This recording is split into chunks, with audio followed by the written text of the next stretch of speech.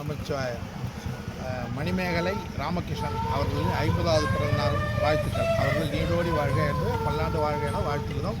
சாதுக்கள் சார்பாக வாழ்த்துகிறோம்.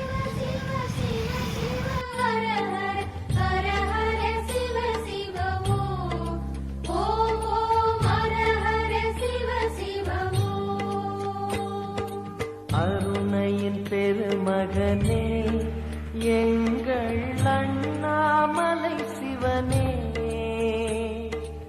ஆடிய பாதத்தில் ஓரிடம் வேண்டும், ஆடிய பாதத்தில் ஓரிடம் வேண்டும்.